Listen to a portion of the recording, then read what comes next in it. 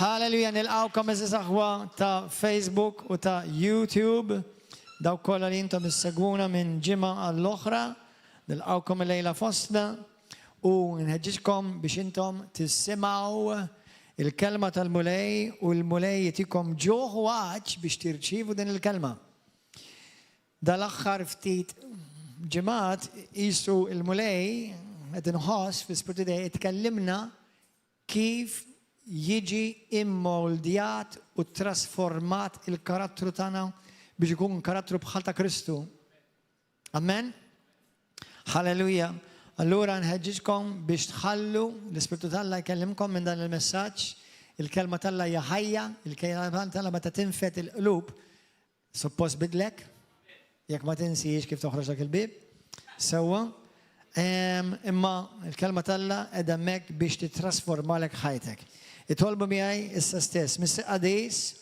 كلمني من الكلمة تياك افتح لي عيني رتب لي قلبي اعطيني جوع واعطيني لاتش الكلمة تياك مولاي عمل مني داك اللي تريد انت يسوع اعطيني ريفيلاسيوني واعطيني illuminazione تاع قلبي باش قلبي تجي ترانسفورماتا في جبية القلب تستلم السير تاع السما تاعي سبيرتو سانتو كلمني وعمل مني داك اللي تريد انت في اسم جيسوس كريستو امين مروا في كتاب لوقا كابيتلو 16 اطفال يسوع مروا lezioni هللويا لوقا 16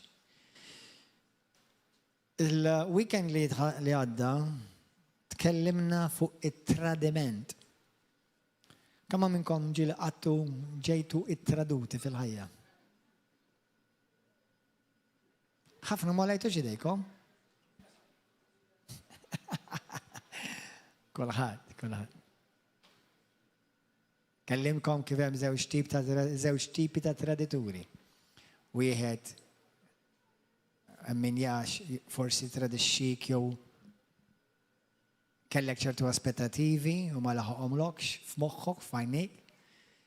Bħalma mel Pietru, per eżempju Pietru beża tradixxa l-Kristu bħalma ħarbu minn Ġesu ħallewh imma għax beżaw imbagħad Ġuda tradixxa l-Kristu imma mhux għax beża biss, ma tantx beża infatti dak anzi bħalma rajna kellu pjanat kien hemm il-flus f'moħħu kien hemm skop f'moħħu, il-viżjoni tiegħu kienet differenti minn dak li Ġesu ġie biex iwettaq fuq din id-dinja u speċi tradixxa lil sidu.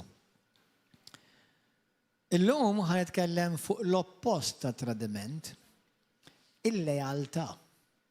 Il-lealtà. Jekk intom tinnotaw dawn is-suġġetti għandhom x'jaqsmu mal-karatteristiċi tal-Kristjan. Mux kull min jgħid jien inħobb lill-Alla, mux kull min jgħid jien nemmen f'Ġesu, bil-fors għandu daw il-karatteristiċi fih. Dawn nistgħu ngħidulhom ukoll meta l-Ispirtu Santu qed jaħdem fik, jittrasformak u jaħdem fik b'daw il-karatteristiċi li huma inklużi fil-frott tal-Ispirtu. Qed jiġi format fik u fija il-karattru ta' Kristu. Għaliex Kristu huwa lejali. Kristu huwa fidil. Kristu huwa committed. Dawk huma tliet kwalitajiet li l-Kristjan ġenwin irid ikollu.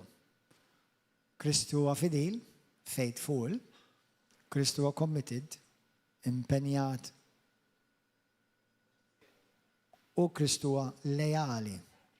ħanibda bħalma nagħmel kull messaġġ bl-għajnuna Alla xi tfisser xi ngħidu biha xi tfisser meta aħna ngħidu l-kelma leali. Leali, ismgħuni din il-kelma, morru fil-ktieb tal-Luqa 16. Luqa kapitlu 16 minn vers 10. Imma ħanilkom xi tfisser il-kelma tal-leali.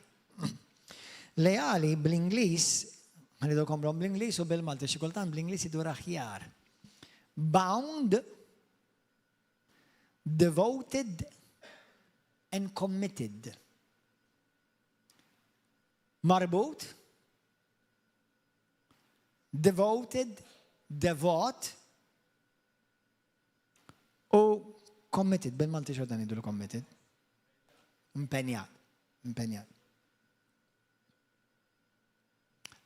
F'Malta naħseb waħda mill-forma tal-lealtajiet li nara hemm minnu lejali lej grupp tal-futbol. Anke jekk jiġu fl-aħħar fil-klassifika jibqgħu lejali lej dak il-grupp tal-futbol. Sewwa. Jiġifieri anke jekk jitlef il-staġun kollu xorta jibqa' lejali lej dak il-futbol. U mbagħad hawn ukoll f'Malta ħafna lejaltà partiġjana. Leali jekk il-vjola jistgħmel x'jagħmel il-vjola għax dejjem mal-vjola. Jekk huwa l-isfar dejjem mal-isfar. Jagħmel x'jagħmel għax jiena demmi isfar hi. Ħalli ma nsemmux kuluri popolari, sewa. Lejaltà. Sa ċertu punt. Issa mbagħad titkellmu daqsxejn fejn il-lejaltà taqtalajn, right? Għax hemm lejaltà fejn taqtalajn. Imma il-lejaltà hija karatteristika sabiħa. Fejn taħseb li l-iktar titissib għal-lejaltà tiegħek? F'waħda mill-affarijiet l-iktar titissib il-lejaltà tiegħek. Fejn, semmu li f'ximkien. Fejn? Fil-familja, ma fejn l-iktar l-ewwel? Fiż-żwieġ. Bejn ir-raġel u l-mara f'patt ta' żwieġ. Il-lejaltà. Interessanti għaliex inti ma tistax tkun f'relazzjoni ta' patt ta' żwieġ. By the way, fil-Bibja hemm relazzjonijiet ta' patt oħrajn li mhuwiex żwieġ. Jonathan u David kellhom relazzjoni ta' patt ta' lejaltà. Ma kinux miżewġin. Ma kinux husband and lover. Kienu aħwa marbuta f'patt bejn Alla. Amen? Lejali hemm ukoll il-lejaltà bejn Alla u l-bniedem. Alla huwa dejjem lejali. U suppost il-bniedem talla. Illum il-ġurnata jissejja Kristjan lejali, bound, marbut għal dejjem, devot għal dejjem, committed għal dejjem. Però wkoll imbagħad fil-Bibja, fit-Testament Ġdid u anke fit-Testament Qadim, naraw relazzjonijiet ta' lejaltà li mhumiex ta' koppja, huma bħalma semmilek pereżempju Jonathan u David, Pawlu u Timotju, Mose, Aaron u Mirjam.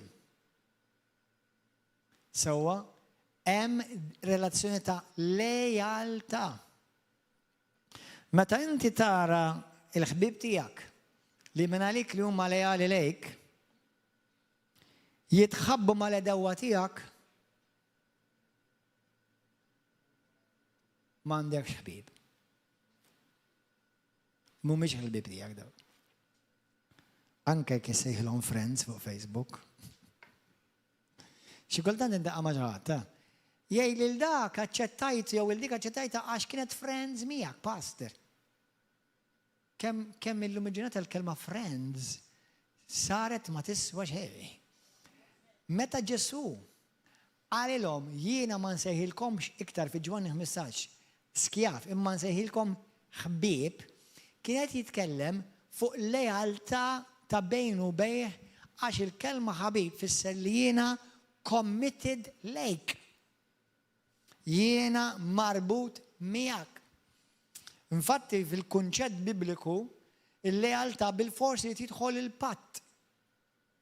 Il-mentalità ta' patt. Għax jien devot lejk. Devot mhux bħalma jagħmlu x'insara Maltin ta' jiena devot tal-istatwa u jiena devot tal-festa u jiena le m'għandux jaqsam. Jiena marbut miegħek. Hemm rabta ta' lealtà li jiġri bejnietna jiena nibqa' lejali lejk. L-iktar komuni hija fiż-żwieġ, l-iktar li narawha suppost għalmenu ħajdu. Lealtà bejn koppja miż-żewġa. Amen? Il-kontra, meta inti ma tkunx lejali, u forsi ċertu Maltin, u forsi mhux Maltin biss, madwar id-dinja kollha. Ma jaħsbux, immaġina inti taħdem mal-kumpanija Pepsi u tmur tixrob il-bar il-Coca-Cola. jew taħdem mal-Honda u tibgħat il-klijenti għand Toyota.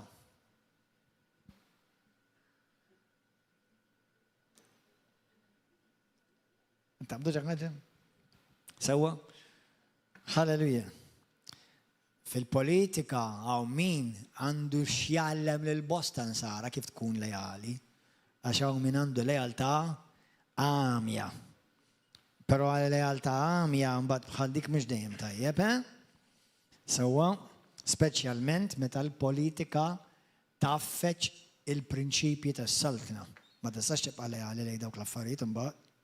Meta l-politika tibda tidħol fil-edukazzjoni, indottrinazzjoni ta' tfal, fl-abbord, fid-droga, hemmhekk ma tistax tibqa' lejali da. X'imbagħad qed kontraditur tal-Alla. Sewwa? Is-saltna tal-Alla hija mibnija fuq relazzjonijiet tal-lealtà. Kollha kemm hi. Lealtà tfisser li anka meta ħaddieħor jabbandonak, jien ma nabbandonakx. Dik lealtà. Lealtà tfisser li jiena ħanibqa' miegħek sakemm nara li din il-ħaġa, din il-pjan, din il-viżjoni ħajet irnexxi. Il-lealtà tfisser li jiena miegħek inti tista' tħossok sikur għax jiena fl-ebda mod ma ħanejdlek ġbajt. Għadni minix ħanabbandonak.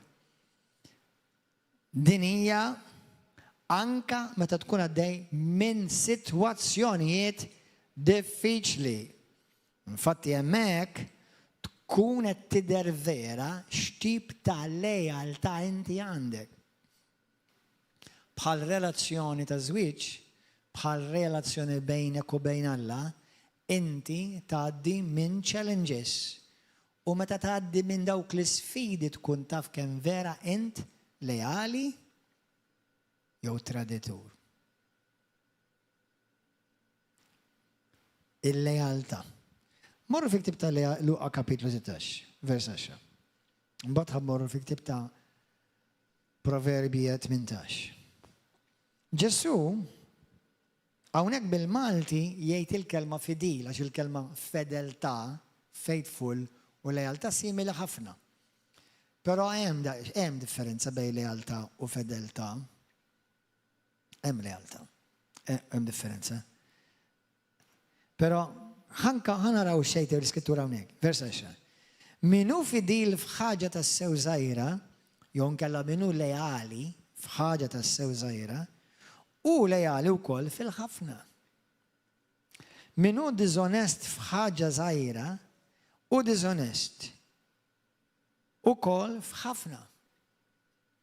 Jekk mela ma wrejtux ruħkom fidili jew nkella lejali fil-qliq il-ħażin, min se jafdalkom il-ġid vera? U jekk ma wrejtux ruħkom lejali f'dak li hu ta' ħadd ieħor, kulħadd jgħid ta' ħadd ieħor. Din interessanti din parabola. Għaliex ħafna jaħsbu jiena nista' nkun lejali lejn Alla biss u dik naqblu 100% magħha. Li inti tkun lejali lejn Alla dejjem. Però l-lejaltà tiegħek ukoll turi kemm int lejali mhux biss lejn kemm inti lejn Alla, anke lejn il-bniedem. U l-mulej hawnhekk qed jgħidlek li inti turi kemm int lejali billi l-ewwel nafdak f'affarijiet żgħar li huma affarijiet tal-bniedem biex inti tiġi f'dat affarijiet tas-sema u tas-saltna.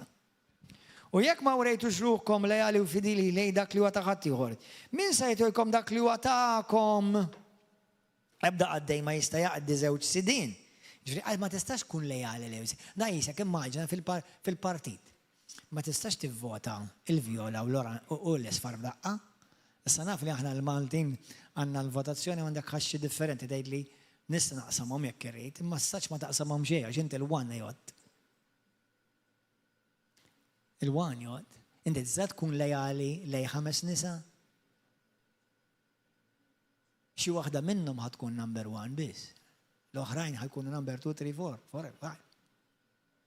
Ma jistax tkun lejali lej żewġ bosses tax-xogħol. Ma tistax tkun lejali lej żewġ partiti fil-futbol.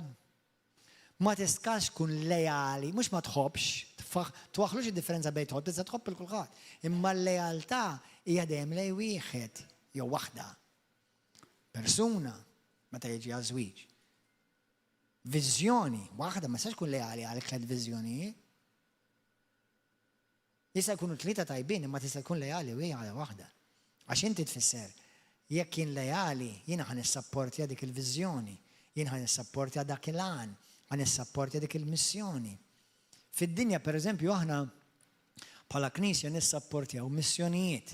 Taf kemm jitolbuna biex nissapportjaw missjonijiet? Taf kemm jibatuli? Biex ngħinu foqra u ngħinu orfanatrofi? Ma nistax, ha? Number 1 ma naffordawix. U laqsni kieku. Ġesus qal, il-foqra ħajkunu dejjem magħkom. U sarlu minn-ġurnata għadhom magħna. Tifhem? Jiddispjaċik sa ċertu punt, imma r-realtà hija li inti ma tistax tgħin lil kulħadd. Ma tistax. Minn dak il-att sewwa. Tista' titlob għalihom biex il-mulej jipprovdilhom, all right? Imma jekk inti qed tgħin missjoni, u pereżempju jiena pereżempju għaw missjonijiet fid-dinja, aħna wkoll għandna l-orfanatrofi, għaw minna li intom għamiltu commitment biex intom tagħmlu donazzjoni fix-xahar. Inti ma tistax tagħmel commitment tibqa' lejali u mbagħad tinsa dak il-commitment. Għax il-lejaltà tirrekjedi li inti bqajt lejali, bqajt fidil u bqajt committed. Dawk included li tal-huma. Amen? Vers 13. Ebda għaddej ma jista' jaqdi żewġ sidin għax jew ikun jobdi lil wieħed minnhom u jħobb il-ieħor. Jew jintrabat, isma'wa, jintrabat, ikun lejali, ma wieħed u jistmel l-ieħor. Ma tistgħux taqdu lill-Alla u lill-flus. Għaw min jaħseb li għax jemmen falla u okej. Imma l-lejaltà tiegħek fejna? Meta jitkellem hawnhekk fuq il-flus li hija Alla għal ħafna nies. Kif taf jekk inti xi lejali jekk lej Alla vera u l-flus? Number 1 jekk inti tinnota l-maġġoranza tan-nies lesti li jagħmlu ħafna sagrifiċċji. Jalqu għajnihom għal ħafna affarijiet. Iqumu kmieni, ibatu għal flus. Jekk tara kif inti kejjel kif jagħmlu l-istess commitment ta' sagrifiċċji, lejaltà, fedeltà fejn jiġi Alla ma jagħmlux l-istess. Mela min huma lejn huwa l-iktar lejali. Lejn il-flus, jew lejn ix-xogħol, jew lejn il-karriera. Mela jekk jiena inti verament Alla tikellimna biex il-karattru tagħna jkun format, morru fil-ktieb ta' Proverbi 18. Biex aħna jkollna il-karattru ta' Kristu, għax Kristu huwa lejali,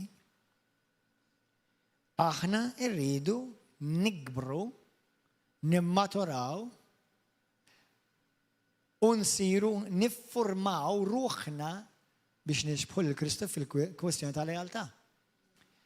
Il-lejaltà hija il-number 1, il-kwalità number 1 li leaders sew ta' knejjes, sew ta' ministeri, sew anka ta' xogħol tiegħek. Lin inti meta tiġi impjegat ma' kumpanija, jiddependi dak l-employer, dak li taħadmek, qed jiddependi fuq il-lejaltà tiegħek biex jafda fik.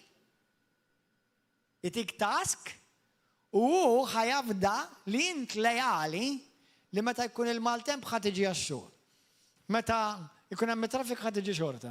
Meta jkun hemm il-kasħa ħad tiġi xorta. Lejali, marbut, fidil u committed. Leali. Ma nota, meta tiġi għal-fidi tagħna kemm nagħmlu skużi u ma nibqgħux lejali lejn Kristu. Proverbi 18 vers 24, skrittura li naħseb ħafna minnkom ta' fuqha, hemm ħbieb tal-isem biss Daw illum issibhom fuq il-Facebook. Friends. Kombinazzjoni ħbib jgħidulhom. Tassew, ħabib tassew. Jintrabat miegħek issa tinduna il-kelma tintrabat? Leali tfisser dik. Aktar minn huk.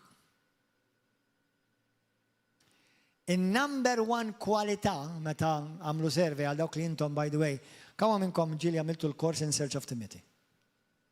Jekk inti ma għamilx il-course in Search of Timothy, please għamlu. Għaliex jitkellem fuq il-kwalità ta' verament xi tfisser tkun Timotju. Il-kwalità number one li pastors, leaders, saknejjes ta' ministeri ifittxu f'nies li huma jridu jafdaw hija l-lejaltà. Mhux talenti. Lejaltà.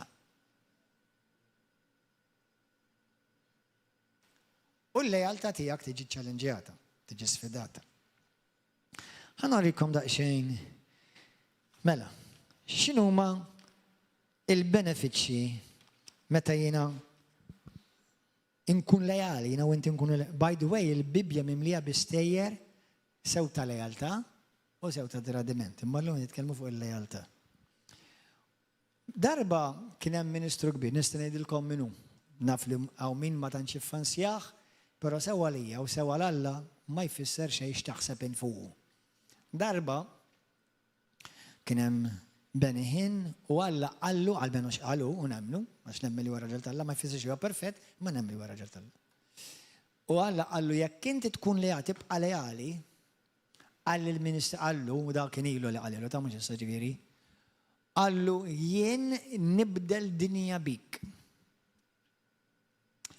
Tista' tifhem għaliex Alla għandu bżonn nies lejali li jgħaddu minn xi jgħaddu, jekk hux turbulanza maltempata nkwiet problemi, saħħa u mart, ħafna flus, nuqqas ta' flus, li inti Alla jista' jafda fik, li inti can be there, jisibek, available.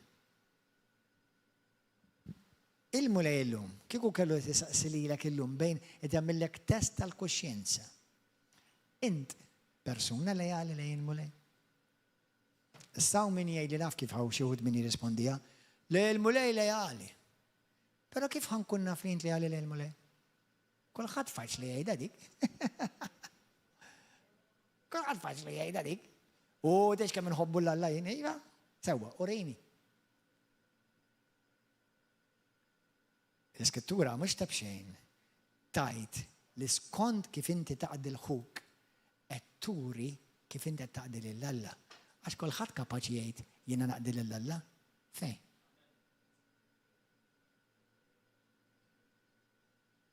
Fejn taqdi lill-Alla? Kif? Għax tara l-God TV? Għax tara t-TikTok? Fejn? Urini fejn int lejali u x-xogħol li inti tagħmel, il-ministeru li inti għadi qed tagħmel, jidher li int vera lejali lejn Alla. Għax aħna jiena u inti nafu skont Kolossin 3:17 u 23 xtajt. Dak kollu li tagħmlu sew fil-kliem u sew fl-aġir, għamluh kollu lil min. Ħanilkom xi ħaġa, di tagħmel bosta Kristjani nervużi. Id-diżlejaltà tiegħi lejhija tirrifletti d-diżlejaltà tiegħi lejn Kristu. Jekk jien lejali lejn ħija jew oħti, anka fi żwieġ, il-mara hija msejħa biex tkun lejali lejn żewġha. Meta taqbel miegħu biss? Le, dejjem.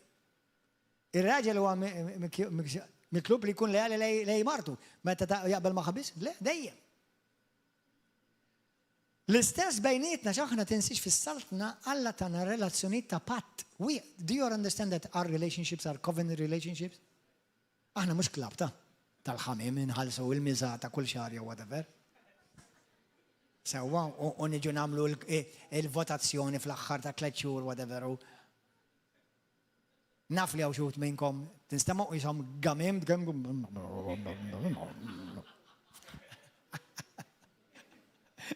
Imma pija aħna nista' patt aħwa.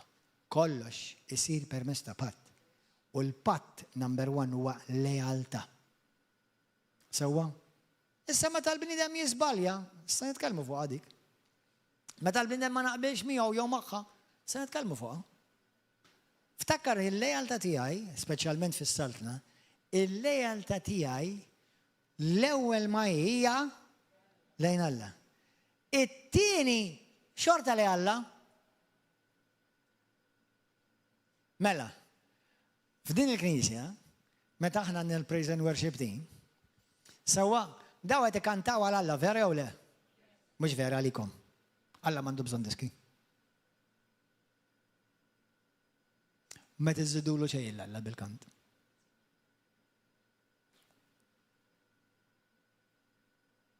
Anzi, jekk qed nagħmlilkom dottrina u noħroġkom b'talim li laqqas għandna bżonn mużika fil-Knisja, għax fit-Testament ġdid ma kien hemmx mużika.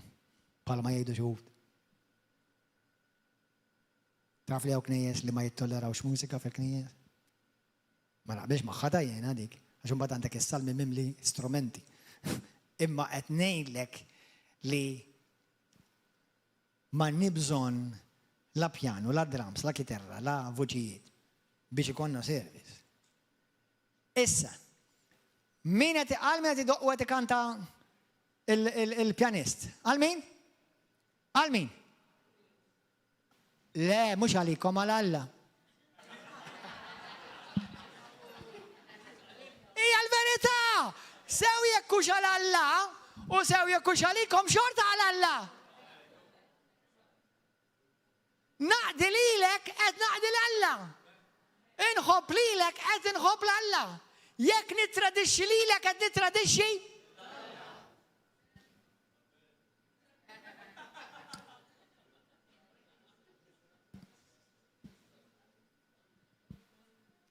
mela jekk raġel jitradixxi lil martu, sewwa, u jaqli bilha u jmur marrux ma dan isewwa da ve. Lil min qed jitradixxi? Le, lil martu. Lil min qed jitradixxi? Le, mhux il-martu, lil Alla. Qed taqbdu issa? Halleluja. Meta jiena niġi nippriedka, lil min qed naqdi? Le mhux l-Alla lilkom, Alla m'għandu bżonn priedki.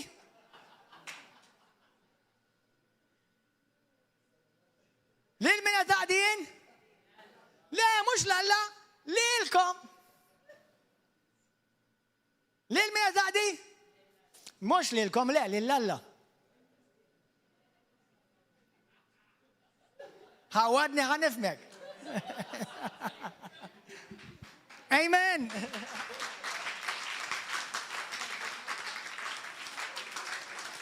Dik tfisser lealtà.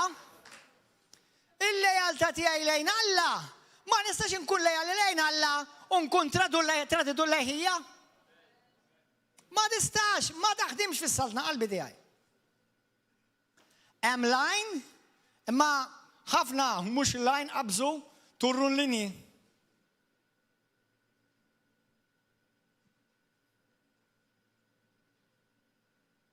Amen?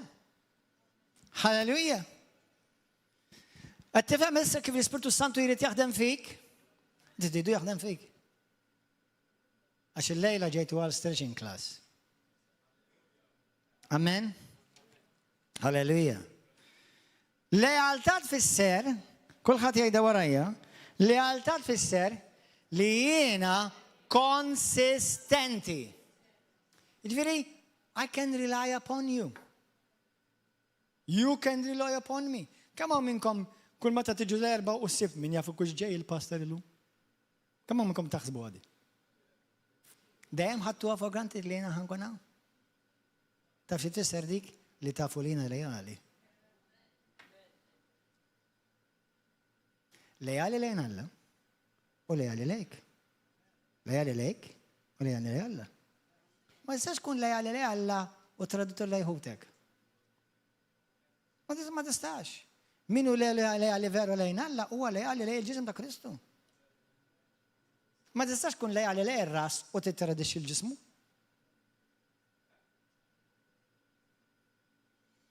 Mela konsistenza. Persuna leali huwa konsistenzi. Jiġifieri tista' tafda fuqu, mhux tafda jiġifieri bħalma tafda lil, jiġifieri ittieħ task jew għandu sejħa jew għandha sejħa jew qed jgħin jew qedtejn u inti taf li daw tista' tafda issa raħrasek li issa naf li l-bniedem jista' jinqalu xi ħaġa, imma dak mhux għax ma jkunx leali, dak jista' jkun għax bħalma jiġri kulħadd. Amen? F'kwalinkwa sitwazzjoni.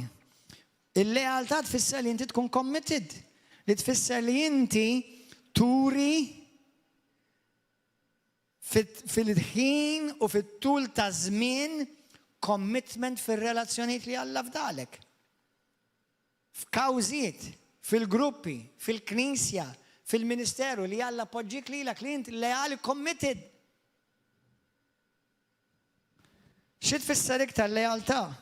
Persuna leali huwa fidabbli, kulħadd jgħidula fidabbli. Affidabbli. Bniedem li inti tista' tafdaħ, onest, u tista' tafdaħ b'affarijiet ukoll konfidenzjali. Fejn ikun hemm bżonn. Persuna leali, issa ħanaraw xi passaġġi fil-Bibja stejjer u tara kif dawn l-affarijiet tarahom fihom. Persuna leali, speċjalment Kristjan, għalkemm anke nies mhux Kristjani jistgħu jkunu leali. Mhux lej Alla ovvjament, lej min jridu jkunu leali. Juri support. Tista' inti persuna leali toffri support emozjonali, inkoraġġiment, għajnuna meta inti tiġi msejjaħ jew il-bżonn jinqala. Leali. Meta inti kun hemm bżonn fil-ħajja tiegħek, l-ewwel nies li suppost tara huwa dawk li huma l-iktar leali lejk. Meta inti tgħaddi minn bżonn, jista' x'inhi bżonn, naf li hemm bżonn differenti fil-ħajja. L-iktar l-ewwel ma ħatara on the scene huma nies dawk li huma leali lejk. Qed tifhmu? By the way, daw il-prinċipji mhux biss għall-Knisja, daw għad-dinja għal kulħadd. Persuna leali moħħkom hawn. Taf tagħmel sagrifiċċji. Illum il-mara tiegħi bdiet tgħidli mamma mija kull darba tiġi pritka messaġġi 2-3 differenti kuljum, apparti il-Bible College u apparti Għawdex. Taf x'issejjaħ dik? Għall-glorja tal-Alla u bil-grazzja tal-Alla tissejjaħ lealtà. Dejjem ikolli aptit. Nista' ngħidilkom li madwar 5% ma jkollix aptit. Kolli aptit immur it-tokis, immur nimxi, taslima, jew berżabbuġa niekol, jew x'imkien. Imma għax nifhem xi tfisser tkun leali, sew jekk jiġu 100, sew jekk jiġu 500, jew jiġu 5, il-lealtà tibqa' l-istess.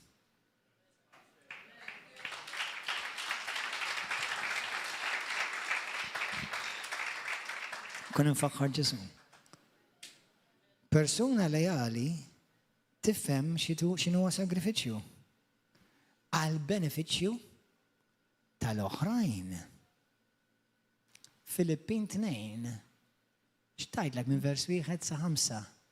Min għandu l-karatteristika u ħsib Kristus, x'jagħmel jgħidlek? X'għamel Ġesu? Jaħseb f'ħadd ieħor u jpoġġi l-ħadd ieħor qablu. Kemm il-darba l-Kristjani meta jagħmlu deċiżjonijiet ipoġġu il-ġid tal-Knisja l-ewwel.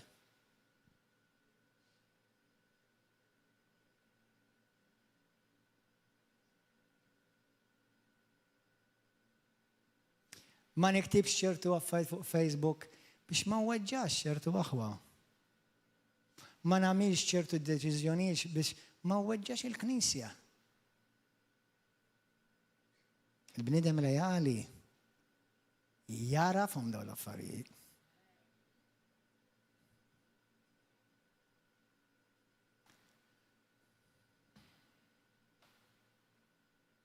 Halleluja.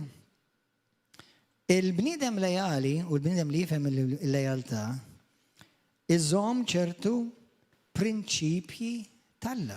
Daw kollha ma' prinċipji tal-Alla. ċertu valuri u prinċipji tas-saltna. Anka meta tgħaddi minn sfidi. Challenges. Kemm tibqa' lejali inti? Anka meta jekk qegħdin 10 qabli forsi 5 ma darux.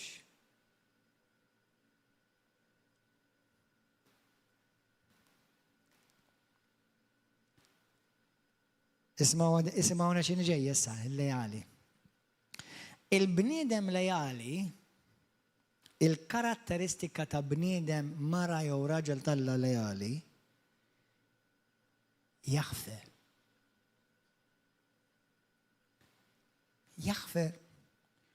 Jaħfer jew taħfer u tifhem. Nies lejali jafu jaħfru u jafu jifmu. Meta bniedem huwa lejali lejk, l-ewwel ħaġa mhux jaħsbu ħażin fik u jemnu lil dawk li joboduk, imma jridu jisimgħu il-verżjoni tiegħek u jemnu l-aħjar fik. X'jagħmel Ġesu fuqek? X'tajt l-Iskrittura l-imħabba? Believes the best. Imma l-lejaltà wkollek tagħmel. Inti, għan ismawni, għara kif ħad tifmuha kollha kemm minnkom. Kemm minnkom għandkom it-tfal? Meta t-tifel tiegħek jiġi mill-iskola u jgħidlek kelli ġlida. Fejn hu ħammur insibu? Kif taf li hu? Forsi ibnek bdija? Kif mal-ewwel waħħal fl-ieħor?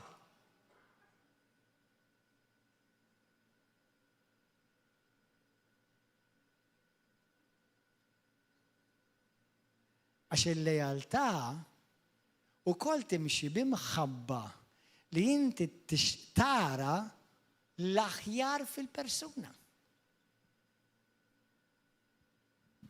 Tifhmu? Għalhekk inti titqgħod attent mill-gossip, imma dawk l-iktar nies li jħobbu l-gossip it-qasqis qed jemnu dak li semgħu fuqek jew għalilhom għaliex diġà kienu jagħmlu hekk fuqek imma sabu xi ħadd li jaqbel magħhom. Allura m'għandhomx għalfejn jisimgħu il-verżjoni tiegħek għax diġà sabu xi ħadd ieħor jaqbel miegħha magħhom x'jaħsbu huma fuq. Imma m'hemmx lealtà. U min jaqbel mal-għadu tiegħek? Huwa l-għadu tiegħek.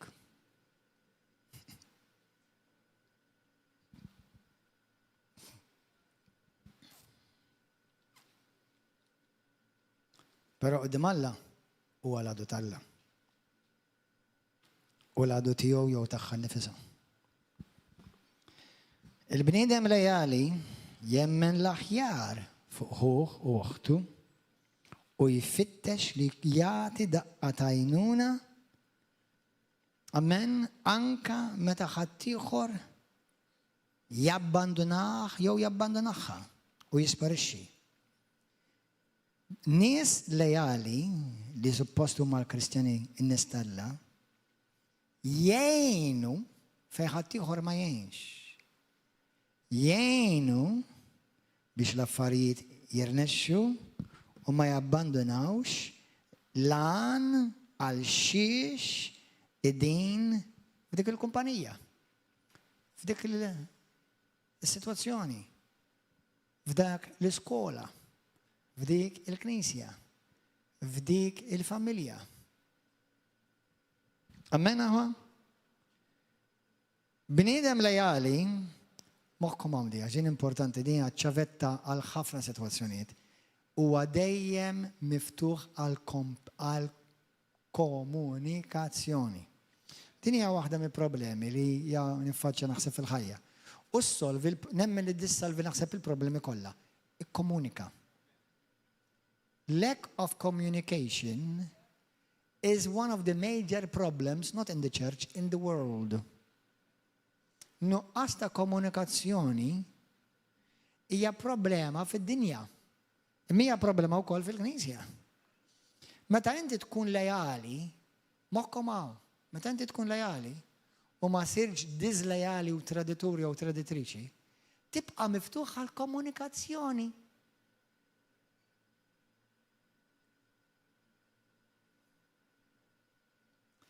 Xi ħaġa li ktibt fuq il-Facebook jien, il-bieraħ kont qed nintaqa' ma' 4 pastors oħra, 5 pastors aħna u Malta qegħdin bosta pastors, imma hemm grupp ta' 6 pastors li nintaqgħu ta' spiss u l-bieraħ għamilna 5 sigħat flimkien. U vera ħadd pjaċir. Imma itkellimna fuq dawn l-affarijiet il-lejaltà, xi tfisser ħbiberija vera. Għax inti aħna kulħadd ngħidu, illum il-ġurnata mħabba Facebook kulħadd naħsbu li aħna friends. We're not all friends.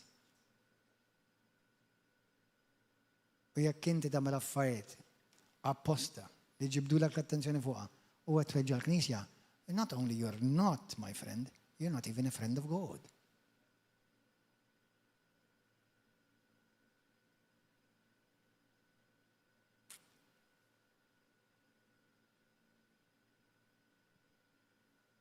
Mhux qed nitkellem għal Kristjani li niżbaljaw għax dak kulħadd. Qed nitkellem għal Kristjani li tkun ġbidtilhom l-attenzjoni u jibqgħu għaddejjin bija. Dak mhux tal-li diżlejali u mhuwiex lejali, dak huwa Ġuda ieħor, Absalom ieħor, Ahitofel ieħor.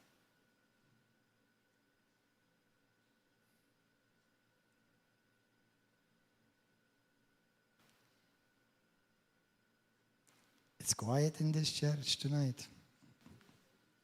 Tajjeb, I'm glad. Amen. Persuna lejali tibqa' miftuħa għal komunikazzjoni. Honest. Respectful. Tinnota meta persuna jitlef il-lejaltà, jitlef il-rispett lejk.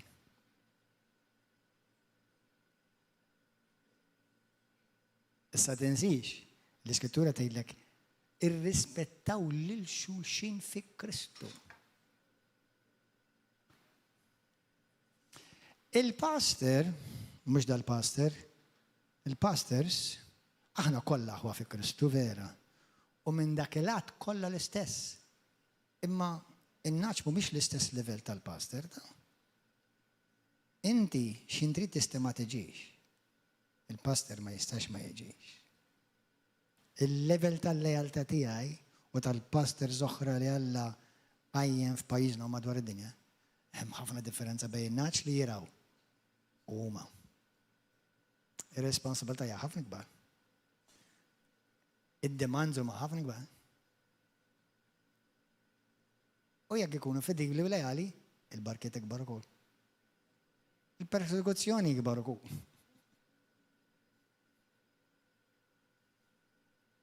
Amen. Il-benefiċċji ta' meta inti tkun lejali, number 1 meta bniedem ikun lejali, tista' tikber relazzjoni ġenwina bejnietkom.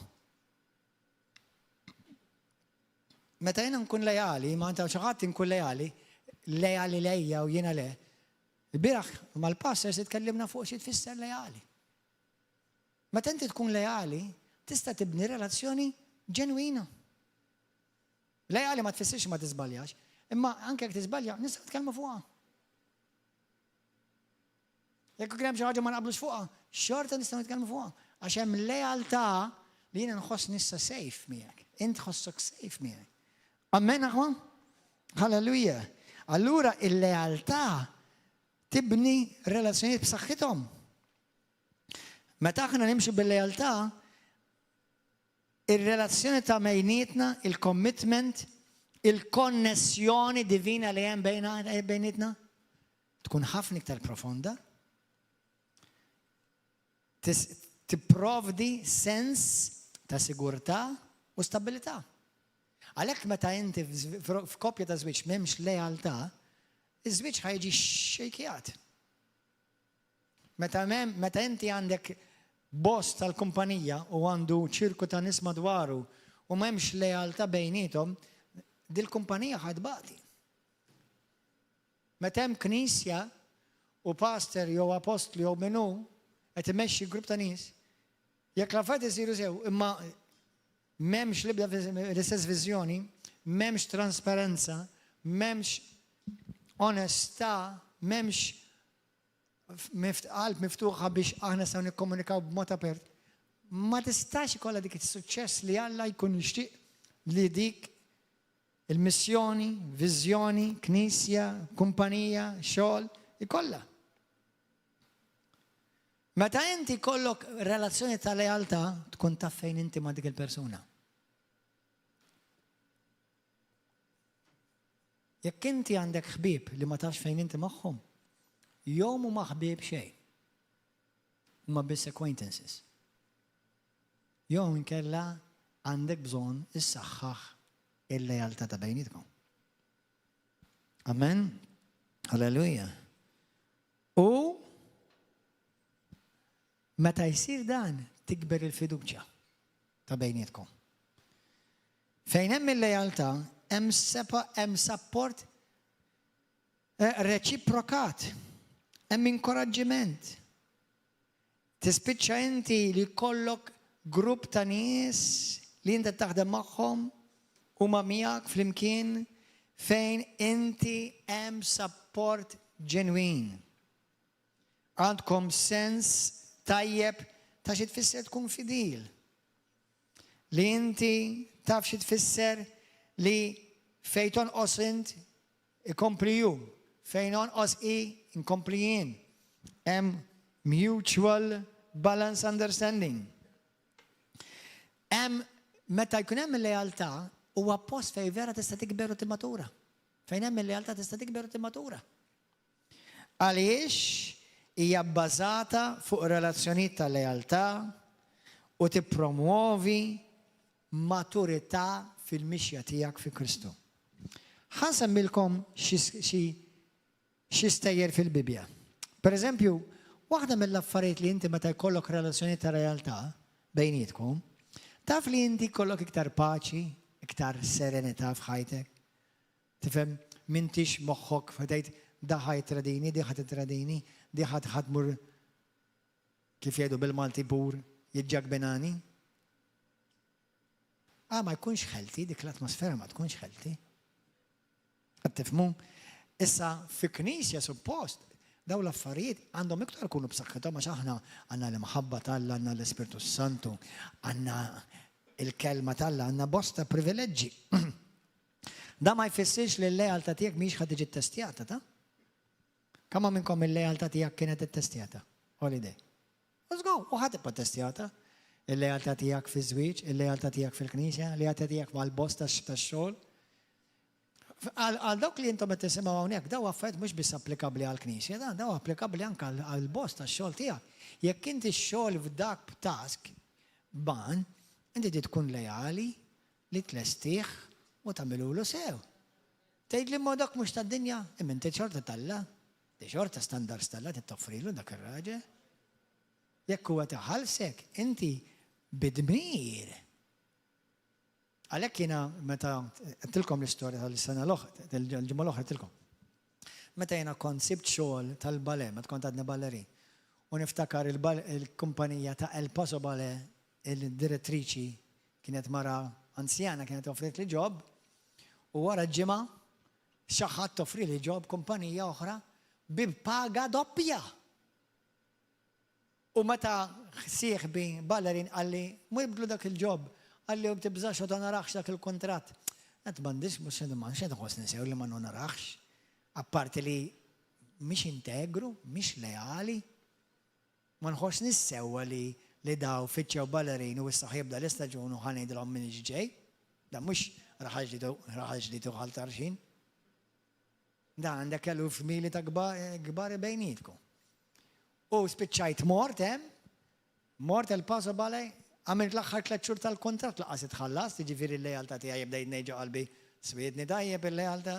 Tifhem? Imma meta mbagħad il-mulej fetaħ li l-bibien u kif ħadem miegħi biex immur il-Bible College, hemmhekk ġewwa l-Paso għajt mal-Knisja Rivers of Life li jiena ġejt espost għal kelma tal-fidi, għal qawwa tal-Alla, għal fejqana, għal ħelsin li ma kontx nafhom qabel, kol ma kont għadni xi sena biss fil-mulej.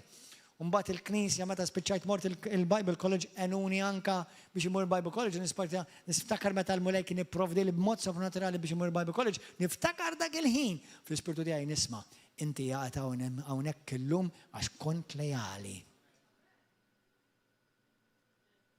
Għandek din it-testimonjanza soprannaturali għax int kont lejali. Rajt il-frott xi sena sentej wara ta' dik il-lealtà. Il-lealtà hija ħsat, hija żerrija li inti ħajkollok il-frott tagħha żgur. Infatti anke bl-oppost, anke d-diżlealtà. Amen. Halleluja. Per eżempju, ħanorikom kemm niżlu daw il-punti biss għax m'hemm bżonn naqrawhom kollha flimkien. Sewwa. Number 1, għandna fl-iskrittura għandna ir-Rut. Kemm ġieli smajtu r-Rut ta' Naomi, l-istorja ta' Rut ta' Naomi. Rut ta' Naomi hija storja tal-lealtà. Amen. Rut kienet miż-żewġa lit-tifel ta' Naomi u kellha tifel ieħor tnejlu ma' mitula u Rut u oħra nsejx kienet jisimha l-oħra mitula daw iż-żwieġ. It-tifal ta' din il-mara ta' Naomi mitula ma baqgħu daw in-nisa waħedhom. Rut baqgħet lejali lej xejdu l-mara il-kunjata u honor għaltila u din il-kelma ta' ara, din hija l-kelma ta' lealtà, din hija isma' xi tajt l-iskrittura. Kelma ta' lealtà. Rut 1 verset 17. Fejn tmur int, immur jien. Xtejt int, ngħid jien. Il-poplu tiegħek ikun il-poplu tiegħi, Alla tiegħek ikun Alla tiegħi. Din hija kelma perfetta għax tfisser lealtà.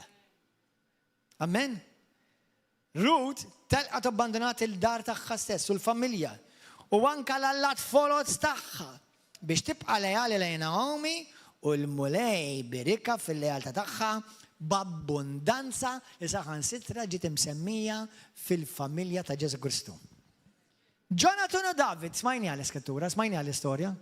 Jonathan u David ma kinux aħwa fid-dem, imma kienu blood brothers, covenant brothers, lejali. Fl-ewwel Samuel kapitlu 18, minn vers 3 sa 4, tgħidlek li Jonathan kienu ħobbu l-David. Ma kien hemm xejn pervers bejnietom, by the way. Kienu ħobbu bħal daqs li kieku tiegħu u nnifsu. Mhix xi ħaġa ħażina, ħobb il-lajrek bħal ma tħobb lilek innifsek. U anke proteġih saħansitra minn missieru stess Sawlu li rid joqtol lil David. Taf xi sejħa dik? Lealtà. Lealtà. Jonathan għażel lealtà għal dak li huwa sewwa u kien lejali għar-raġel Alla. Ħasasikom mistoqsija. David kien perfett. Xorta kien baqa lejali vera. Għaliex? Għax il-lealtà tiegħu qabel ma kienet lej Jonathan, jew Jonathan lej David, kienet lej min? Lejn Alla. Ġifieri taħsibx li inti jekk ma ssib il-ħadd perfett m'intix ħadd tkun lejali? Ħadd ma perfett. Imma l-lealtà tiegħek ħadd tiġi ttestjata u Alla ħajara. Ħalli nara kemm ħajja lejali da. L-istorja kollha kemm aħna nafuha ta' David u Sawl. Tiftakru da David u Sawl. Sawlu, għall-ewwel Sawlu, kien jiffavorixxi lil David. Ridu fil-palazz tiegħu. Sewwa qatel il-ġgant Gulija. Ġablu unur. Rebaħ il-gwerra. Imma ġaralu. Sawlu beda jgħir għalih. Għamel snin rid joqtlu. X'għamel David? Issa daqshekk issa ġbejna hawnhekk ħanaqta' linja, hawnhekk naqtaw il-linja. X'kienet l-attitudni ta' David? Li tant oġbot lil Alla? Jiena lejali lejn Alla. Lejali lejn ir-re li Alla poġġini taħtu. U meta miet Sawlu, il-Bibja tgħidlek David għamel diska u kanzunetta għalih ta' mħabba. Għaliex? Kwalità rari tal-lealtà.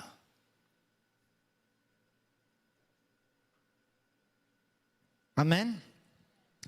Daniel kien lejali lejn Alla f'Babilonja. Lejn Alla nnifsu. Meta kien hemm digriet li ġie firmat mir-re biex ħadd ma jista' jitlob lil Alla. U Daniel xorta baqa' jitlob 3 darbit kuljum lil Alla tiegħu bħalma kien dejjem jagħmel. Baqa' lejali lejn Alla, avolja il-gvern tiegħu għeddet li min jitlob il-Alla ħajjiġi mitfuħ fejn l-juni. Imma Alla għax baqa' lejali ħelsu. F'kull każ, isma' f'daw il-każijiet kollha u hemm bosta oħra fil-Bibja oħrajn. F'kull każ, il-lejaltà ta' dawn in-nies fissret fedeltà, kulħadd jgħidha fedeltà, jiena bqajt fidil akkosta kollox, sagrifiċi u ma ninbidilx. Ma tinbidilx. Jekk jistgħu jinbidlu madwari, jistgħu jinbidlu dawk ta' fuqi, jistgħu jinbidlu dawk ta' f'pajjiżi. Jien ma ninbidilx, jiena nibqa' lejali. Amen? Halleluja. Għal glorja ta' Alla. U jiena nuri lil Ġesu u li Ġesu naraw kif kien lejali anke meta ġie tradut. Ismawni aħu ħanilkom xi kultant. Ħanejda mill-lat ta' xogħol. Xi kultant inti tkun qed taħdem ġo xogħol. U forsi tħossok mhux trattat tajjeb. Tgħidli allura pastor tieni pabbużat, jien għandi drittijiet ta'. Aħna ninsew li anke fid-dinja nagħmlu mod inti tgħidli jien qed niġi abbużat, mhux qed niġi mħallas, qed jabbuża bija l-boss, mhux qed ngħidlek xi ħaġa sabiħa. Ma stenna ftit imminti hemmhekk. Lil min taqdi. Naf stejjer u għawxud minnkom għandkom testimonjanzi fej baqgħu jaħdmu f'post fej ma kienux qed jiġu trattati tajjeb. Kienu qed jiġu trattati b'mod inġust imma għax baqgħu hemm lejali lejn Alla u anke lejali fin-natural lejn il-boss tagħhom, dik il-kumpanija spiċċat wara ftit Alla favorixxi dik il-persuna fajnej il-boss u ta' promotion. Jew nkella storja oħra, in-nies tal-uffiċċju ta' dik il-mara li baqgħet lejali lejn Alla fejn sejħilha biex taħdem, spiċċaw jsiru kollha Kristu. Ħanejdek aħwa. Sfortunatament ħafna Kristjani ifittxu Kristjaneżmu ta' tajjar. Il-moment li konna naqra pressure, naħarbu. Qalbi, hemmhekk qed turi what you're truly made of. Meta l-pressjoni tiġi. Mhux meta aħna ngħidu praise the Lord, bless me Lord. Meta inti qed tgħaddi minn ċirkostanzi qed jittestjalek il-lejaltà tiegħek lejn Alla number 1 u lejn dawk li inti msejjaħ magħhom. Meta inti tkun parti minn xirka u knisja, inti msejjaħ hawn. Jekk m'intix imsejjaħ, bye, God bless you. Imma jekk m'intix imsejjaħ hawn, x'imkien imsejjaħ. U bħalma tkun lejali hawn, tkun lejali fejn Alla sejħaħlek. X'imkien ħad tkun lejali jew diżlejali.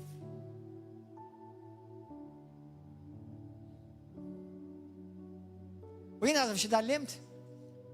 Mid-djar kollha tad-dinja nippreferi nkun lejali fid-dar ta' missieri. Kemm il-darba qedtilkom u ma nisħix ngħidha x'din hija parti mill-ċertifikat ta' ħajti. Importa ngħidha? Il-pastor tiegħi ma kienx perfett. U sallu madu ħaj u għadu mhux perfett sallum il-ġurnata. Imma qatt ma kont diżlejali lejha. U naf li hawn min marret nirreferi għal ħadd ma nitkellem mod ġenerali. Qatt ma kont pastas lejha. Qatt ma kont arroganti lejha. Qatt ma provajt niksru. Jew noħodha, issa kien hemm xi ħaġa ma naqbilx miegħu. Jekk kelli ċans, kont nitkellem ma' miegħu. Simple as that. Out of love and respect. Isma, ir-rispett huwa karatteristika bażika tal-Kristjan ta' mhix xi frotta kbira. Tifhmu? Ġifieri, inti fejn inti ħad iġi ttestjat bħalma tiġi ttestjat issa.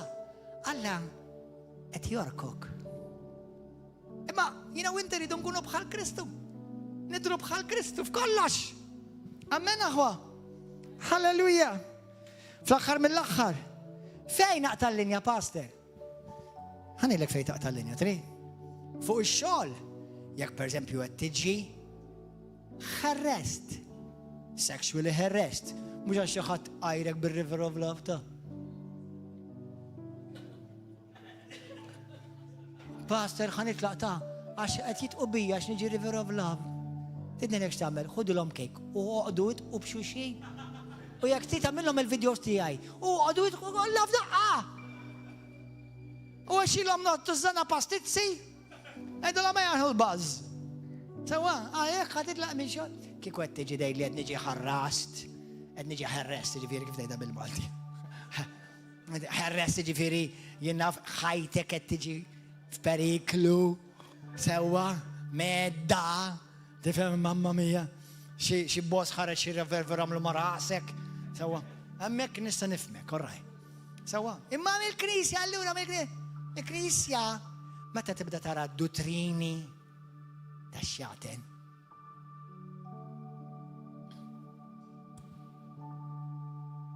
Dottrini li jiżvijawk minn fuq Kristu. Għax dak li inti titta tirrenda kont tal-Alla, għalih?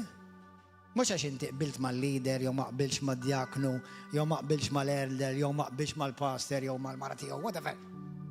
Mhux da. Aħwa.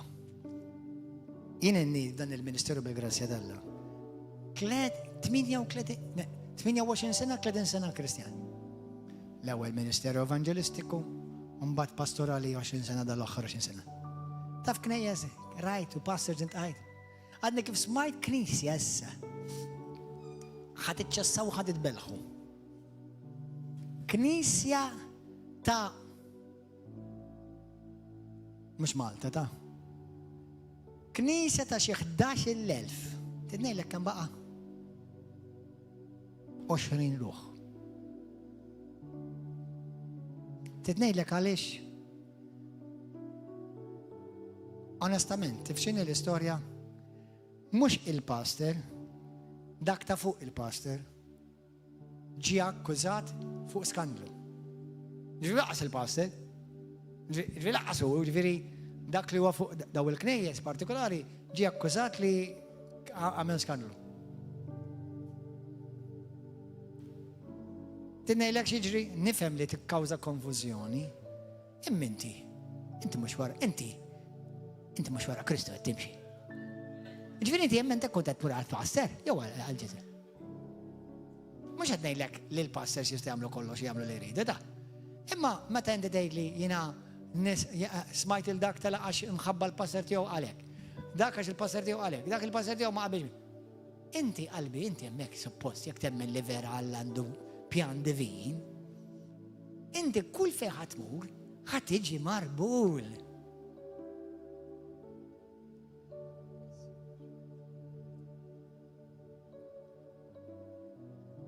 Imma xjien lejali lejn Alla, jiena nemmen fil-pjan perfett Alla, jiena issa dak affaritakom x'temnu intom, ma jiena nemmen li Alla ma jagħmilx affett b'kombinazzjoni. Nemnu għadi, għaw xaħat jemmen bħali? Meta Alla li sejjaħ li biex inkun parti n Rejma, sar irrelevanti x'jaħsbu fuq Rejma mbagħad in-nies ta' madwar Rejma u ta' barra Rejma u ta' ġewwar ta' Rejma u ta' fuq Rejma u ta' taħt Rejma, ma tagħmilx differenza. That's it. Jiena ma Alla ħawilni, għadnejt għal-knisja, tgħidli pass inti għabillek tgħidlek. Mela għamel trid. Alleluja, fl-aħħar mill-aħħar bnedem xorti għamel li jrid. Sewwa minn għandu wednejn biex jisma' mar waħda, ħalli l-Ispirtu tal-Alla xed qalbek. Amen. Ġifieri għamel trid, imma hija dik hija l-verità. Inti tikber meta tibda serja kara. Terfa' l-wejt. Hemmhekk ħajkbrulek il-muscles. Għattifmuni, ju, għalli ma s-sizet nira veri. Għattifmu? U għalla jkun għati ċallenġja kull staġun, bħalma siħibna kertejdinna, għandu raġun. U l-ikbar tindifa li għalla jkun għati għamil taf xini? Fik. U jkun għati jittestjalek qalbek. Qalbek. X'tamel il-mara tiegħi miegħi, qalbek tiġi testjata. Hemm fejn joġobni, fejn ma toġobnix, u viċe versa. Hemm affarijiet li jsiru fi knisja jogħġbuni, hemm affarijiet ma jogħġbunix. Hemm affarijiet li huma dawk ta' fuqi li jiena ġejt mibgħuti minnhom jogħġbuni, hemm minnhom ma jogħġbunix. Taf min qed tiġi testjat dak il-ħin? Mimi. That's it. Me, that's it. Done. Amen. U jiena rrid nibqa' lejali. Simple as it. Amen. Ejn baxxarasna. Ġessu jgħid, jekk xi ħadd jħobb il-missieru l-ommu, iktar milli jħobb lili, mhux denju tiegħi. U iktar xi ħadd jħobb il-libnu jew il-bintu iktar milli jħobb lili mhux denju tiegħi. Mattew 10. Kemm tħobbu l-Ġesu inti aħwa? Brother, sister, kemm tħobbu l-mulej verament? Kemm vera timpoġġih l-ewwel il-mulej fil-ħajja tiegħi? Kemm jiena l-obbedjenza tiegħi lejn Kristu tirrifletti l-lejaltà tiegħi? Jekk inti tħobbni jgħid il-mulej, żomm il-komandamenti tiegħi. Ġwanni 14:15. Spiritu Santo, naf li tkellimtna llum u ħadkompli tkellimna. Il-lejaltà vera mhijiex biss fil-kliem, imma fl-aġir, fil-għażliet tiegħi, fid-deċiżjonijiet tiegħi. Meta jiena niġi persekwitat u mgħajjar għax in Kristjan u għax in born again u għax in river of love u għax jiena naqra l-Bibja u għax inti brainwashed. Ta' m'għandix differenza. Xi ħadd għalli jiena mhux ħanoqgħod ngħidlek ma qed tista' tajjarni. Qed tista' xogħol tajjarni minn fil-ġejja. No worries. Għamalin. Ma tnaqqas li xejn lili. Halleluja. Thank you, Lord. Jiena u inti, id-din fi staġun nisimgħu magħkom hawn u din hija serjissima. Jekk aħna ma neħniex niġu maħtufa, skont waħda mit-teorija, waħda mit-teorija li niġu maħtufa qabel il-tribulazzjoni kbira. Ma jekk dik it-teorija żbaljata, jiena u inti aħna għaddu minn persekuzzjoni tal-biża', u taf xi tibqa' sa gilħan? Lejali. Ma jiena les li mmut għal Ġesu. Ma minn flok jaqbdu lilek, jaqbdu lil-libnek u l-bintek u jibdew għaxruha biċċa quddienek. Tibqa' lejali hemm.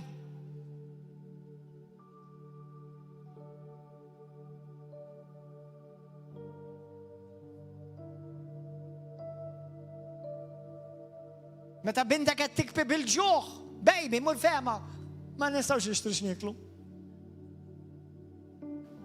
U ma tibda tara xejn ħlef li l-bintek tikbi bil-ġuħ. X'ħad tagħmel hemm? Ħad mur tuħu l-marka tal-bima biex tintefa' mal-Antikrist u l-bima fil-bellija tan-nar għall-eternità biex timla u tissodisfa zaqqek u zaqq it-tifla.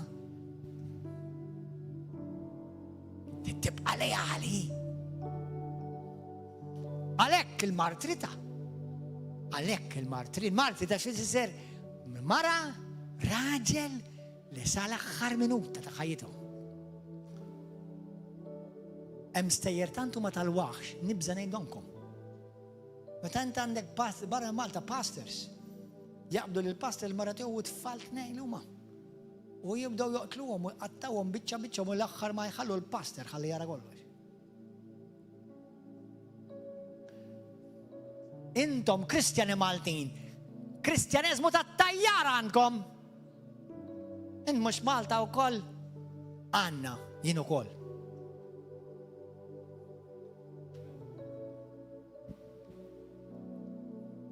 Mbagħad nagħmlu big u minn ġoddin il-biċċa blata inkissru lill-aħwa u l-xuxin.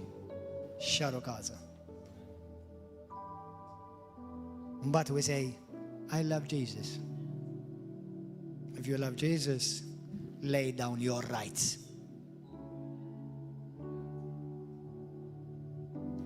Show loyalty when you have been tested and when you don't agree.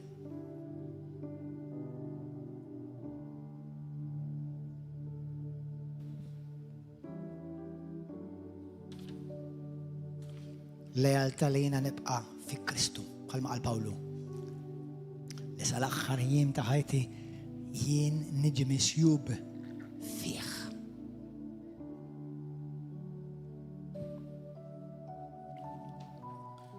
Itolbu miegħi, titkellem mal-mulej fejn inti.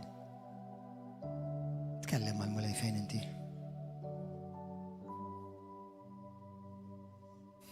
Aħna nitkellmu fuq il-fidi u fuq il-fejqan u fuq il-favur ta' Alla f'Malta. U messaġġi sbieħ huma bibliċi u hemm bżonn li nitkellmu fuqhom. Però hemm bżonn nitkellmu wkoll fuq Kristjaneżmu li qattawk biċċa. Ħannara timtalix il-Knisja dakinhar jew tiżvojtjax. Ħannar min jibqa' lejali.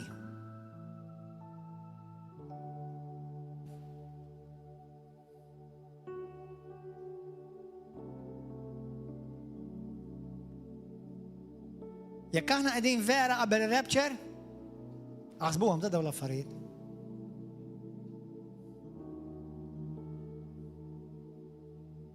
Tolbu miegħi.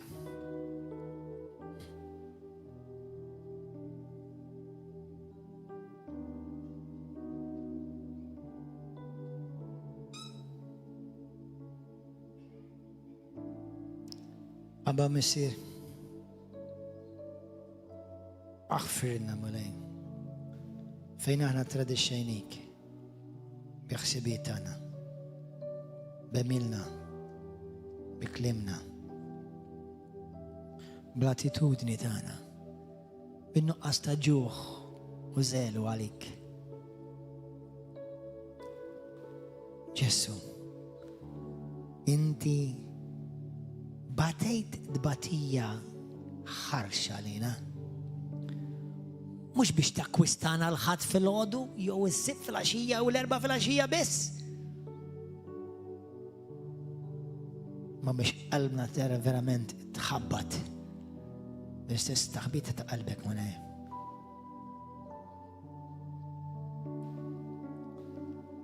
Jesus, have mercy. Aħsilna bid-dem qaddis tiegħek mulaj. Fejn aħna tradixxejna lilek mod dirett u fej tradixxina lil-ħkuna, il-loħtna, lilek mod dirett u indirett. Ġesu inti r-ras, il-poplu tiegħek huwa il-ġesem tiegħek. Għallimna xi tfisser tkun lejali, rabta, committed, fidel munaj. Għamella qalbna taħbat u tħabbat b'istess taħbita ta' qalbek. Fejn hemm il-ġlied, il-mebeda, disgwid, kissru għaqilhom mill-eruq. Libbisna bl-umiltà tiegħek. Ġesu. Ġesu. Ġesu, Ġesu, Ġesu.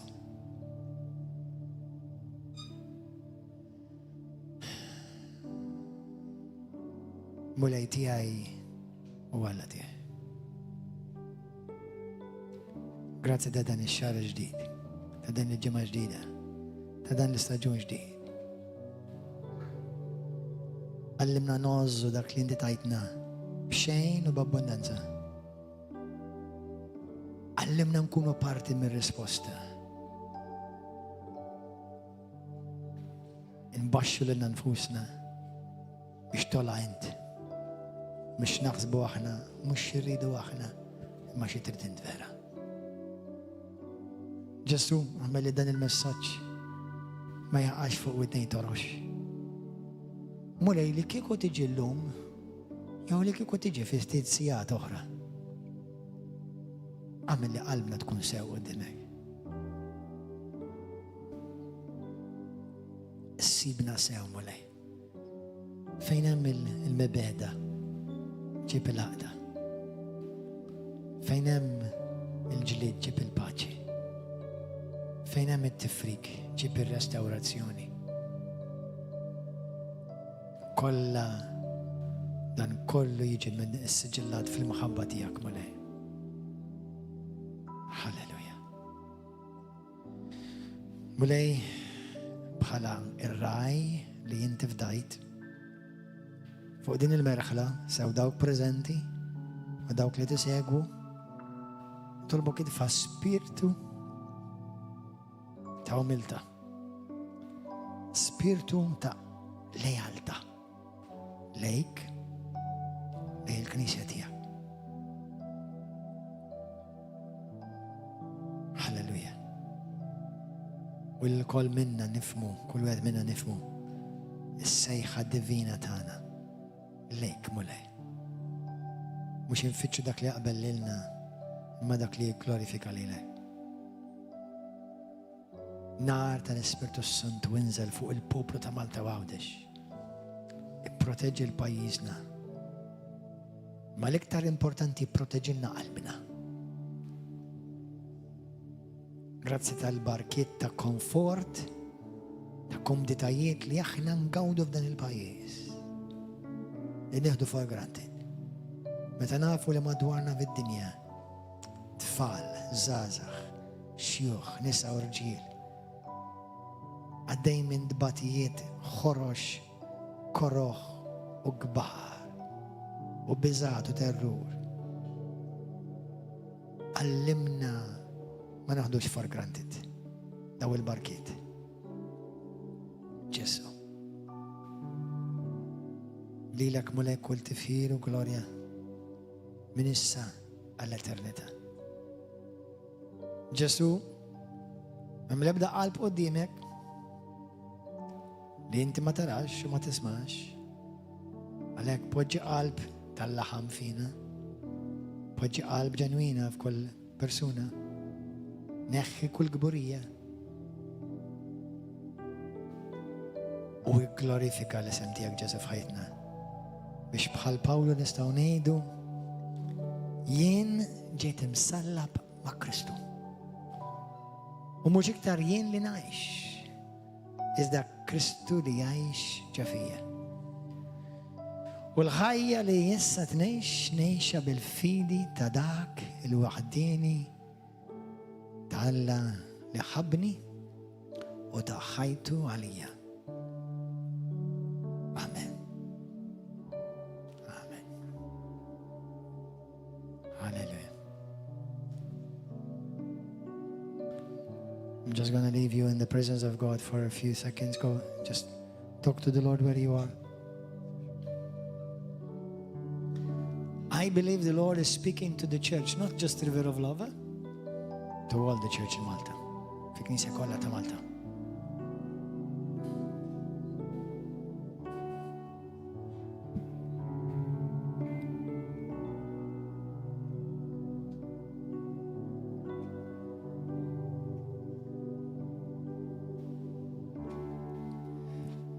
Breathe upon me, breath of God. Breathe upon me, Spirit of the Lord. As I lift my hands in surrender to your name, Most High, yielding to your Spirit, you're walking in your love.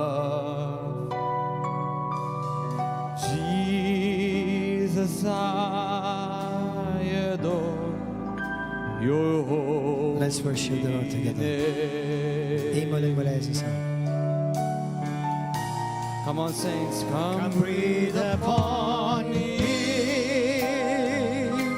breath of God. breathe upon me, Spirit of the Lord, as I lift my hands in surrender to your name, Most High. Tonight, Lord, we're yielding to your Spirit. We're walking in your love.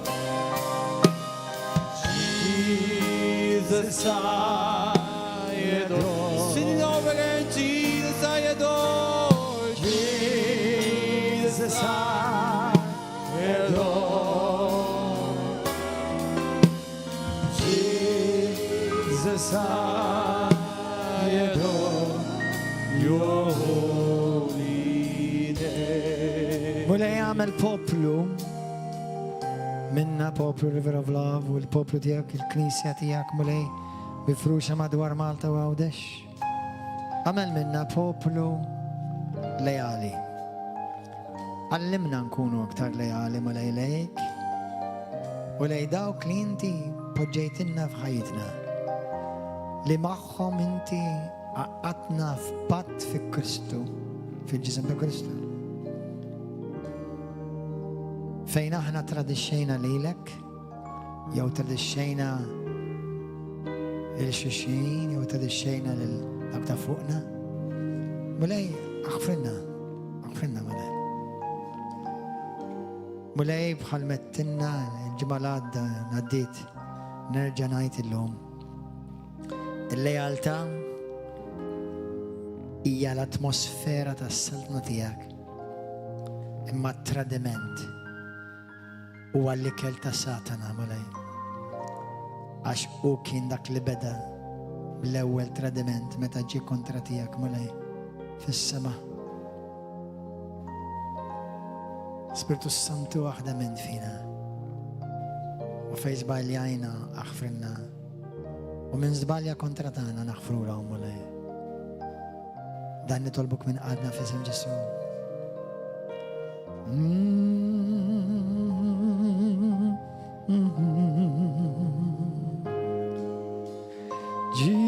Jesus, I adore. Thank you, Lord. Jesus, I adore your holy name. Kalla jrid nhar is-sibt ħajkonna lejl speċjali. Ħanitkellmu fuq l-unur. Kett innota. Intom qed tinnotaw lill-mulejt jippreparak nisa tiegħu. Dan ma kienx ippjanat tali jiena xi xahar ilu jew xi xejn. Jekk aħna rridu nidru quddiem dak li huwa fidil, il-Bibja tgħidlek faithful and true. Jekk aħna rridu nkun nidru quddiem dak li huwa lejali. Jekk aħna rridu nidru quddiem dak li huwa onorabbli. U l-Bibja tgħidlek li aħna meta nidru quddiemu ħankunu bħalu. Amen. Daw kollha li intom fuq Facebook u YouTube il-paċi magħkom. Inħeġġeġkom tixxerjaw dal-messaġġ. Arawh, arbluh, ismaw sew, tolbu l-Ispiritu Santu biex jarbillek qalbek. Ħalli jsib fik u jagħmel minnek qalb lejali. Amen. Narawkom eżaż aħwa. Paċi magħkom.